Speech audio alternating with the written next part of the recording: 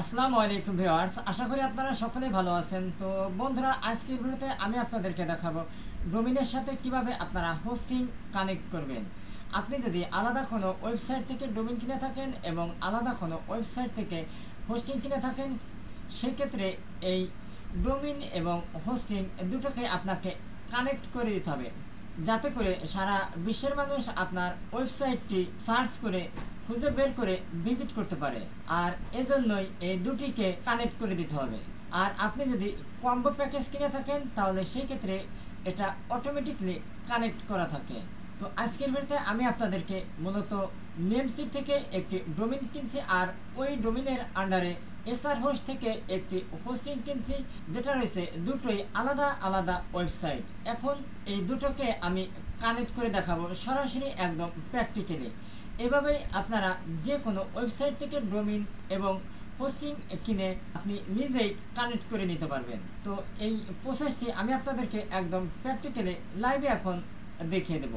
তো এই জন্য আমি গুগল ক্রোম ব্রাউজারটি ওপেন করছি। এখন আমি আপনাদেরকে সরাসরি প্র্যাকটিক্যালি দেখিয়ে দেবো যে আপনি যদি নেমস্পিক থেকে একটি ডোমিন পারচেজ করে থাকেন, অর্থাৎ কিনে থাকেন, ওই ডোমিনের আন্ডারে কিভাবে আপনি যে কোনো কোম্পানির হোস্টিংকে কানেক্ট করবেন।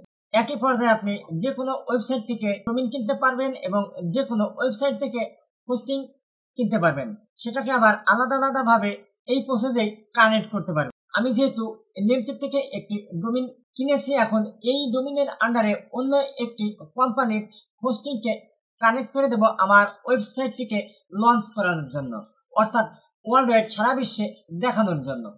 তো সর্বপ্রথম আমাকে যে কাজটি করতে হবে, এই ডোমেনটি কেনার সময় আমি যেই মেইলটি দিয়েছিলাম, সেই মেইলে আমাকে তারা এই ডোমিনের অ্যাক্সেস নেওয়ার জন্য ইউজার আইডি এবং পাসওয়ার্ডটি দিয়েছে।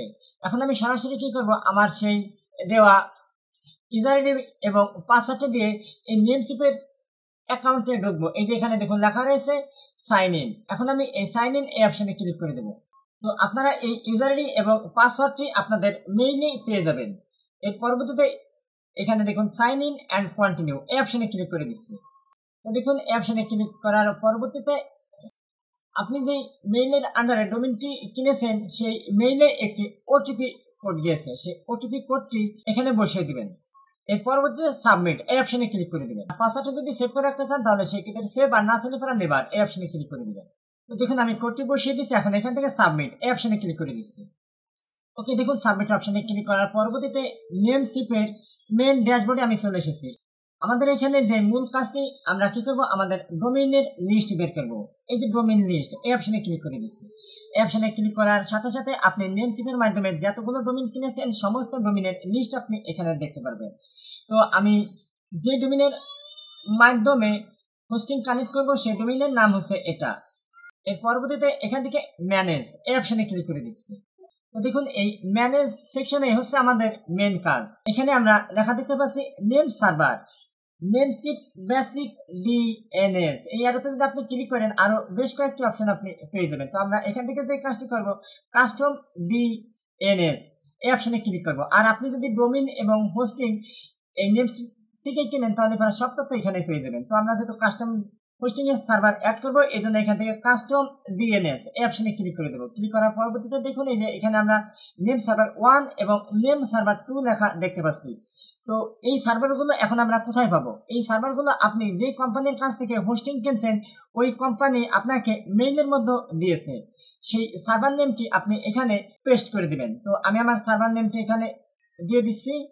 তো আমার এখানে দুটি সার্ভার নেমের লিস্ট দিয়েছে, আপনার ক্ষেত্রে 4টিও থাকতে পারে। সেই ক্ষেত্রে অ্যাড নেম সার্ভার এই অপশনে ক্লিক করলে পরে আপনাকে আরো কয়েকটি ব্ল্যাঙ্ক বক্স দিয়ে দেবে, সেখানে আপনি এভাবে কপি পেস্ট করে বসিয়ে দিবেন। এর পরবর্তীতে আপনি যে কাজটি করবেন, এই যেখানে দেখুন আমরা একটি টিক আইকন দেখতে পাচ্ছি, এখানে ক্লিক করে এটাকে সেভ করে দেবো। অলরেডি দেখুন আমার এটা সেভ হয়ে গেছে। যেখানে লেখা দেখতে পাচ্ছি DNS server updated 48 hours to take, অর্থাৎ এটা 48 ঘন্টার মধ্যে কানেক্ট হবে। ওকে বন্ধুরা, এখন আমরা এই পর্যায়ে যে কাজটি করব, আমরা যে কোম্পানির কাছ থেকে হোস্টিং কিনছি, সেই হোস্টিং প্যানেলে এখন লগ ইন করবো। তো এই জন্য আমি এখান থেকে প্লাস বাটনে ক্লিক করছি। ক্লিক করার পরবর্তীতে আমি যে কোম্পানি থেকে হোস্টিংটা কিনেছি, সেই কোম্পানির ইউআরএল এখানে দিয়ে এন্টার প্রেস করছি। লগ ইন করবো, লগ ইন। তো লগ ইন করার জন্য এই যে এখানে দেখুন লেখা রয়েছে লগ ইন, এই অপশনে ক্লিক করে দিচ্ছি। তো দেখুন লগ ইন অপশনে ক্লিক করার পরবর্তীতে আমরা যে কোম্পানির কাছ থেকে হোস্টিং কিনবো ওই কোম্পানি আমাদেরকে একটি ইউজার আইডি এবং পাসওয়ার্ডটি দিয়েছে, সেই ইউজার আইডি এবং পাসওয়ার্ডটি দিয়ে আমরা এই লগ ইন অপশনে ক্লিক করব। তো আমি আমার ইউজার আইডি এবং পাসওয়ার্ডটি এখানে বসিয়ে দিচ্ছি। ওকে, এখন এখান থেকে লগ ইন এই অপশনে ক্লিক করে দিচ্ছি। ওকে, অলরেডি দেখুন আমরা যে কোম্পানির কাছ থেকে হোস্টিং কিনেছি সেই কোম্পানির হোস্টিং প্যানেলের ড্যাশবোর্ডে চলে এসেছি। এখানে আপনার সার্ভিস কয়টা আছে সেই সংখ্যা দেখতে পারবেন। এখানে এই কোম্পানির মাধ্যমে আপনি যদি কোনো ডোমেইন কিনে থাকেন সেটা আপনি এখানে সেই সংখ্যাটি দেখতে পারবেন। তো আমরা এখান থেকে কি করবো, সরাসরি আমরা আমাদের সি প্যানেলে লগ ইন করবো। তো সি প্যানেলে লগ ইন করা একদমই সহজ। এই যে এখানে দেখুন লেখা রয়েছে log in to cPanel, এই অপশনে ক্লিক করে দেবেন। তো ক্লিক করার পরবর্তীতে দেখুন আমরা আমাদের হোস্টিং এর একদম সরাসরি সি প্যানেলে চলে এসেছি। আসার পরবর্তীতে আমরা এখান থেকে চলে যাব ডোমিনে। তো আপনারা একটু দেখবেন যে ডোমিন লেখা কোথায় আছে। ডোমিন লেখা দেখার জন্য আমি একটু স্ক্রলিং করে নিচে দিকে চলে আসছি। আসার পরবর্তীতে এই যে দেখুন এই যে আমি এখানে লেখা দেখতে পাচ্ছি ডোমেইনস, এবং নিচে যে এখানে লেখা রয়েছে ডোমেইনস, এই অপশনে ক্লিক করে দিচ্ছি। ক্লিক করার পরবর্তীতে দেখুন আমাদের ডোমেইনটি যেখানে কানেক্ট হয়ে গেছে সেটা দেখা যাচ্ছে। এখন আপনি যদি এই সাইডে জেনারেল ইনফরমেশন এই অপশনে আসেন, এর নিচে দেখবেন আপনি প্রাইমারি ডোমেইন, অর্থাৎ এখানে আমরা যে ডোমেইনটি অ্যাড করছি সেই ডোমেইনটি আমরা এখানে দেখতে পাচ্ছি।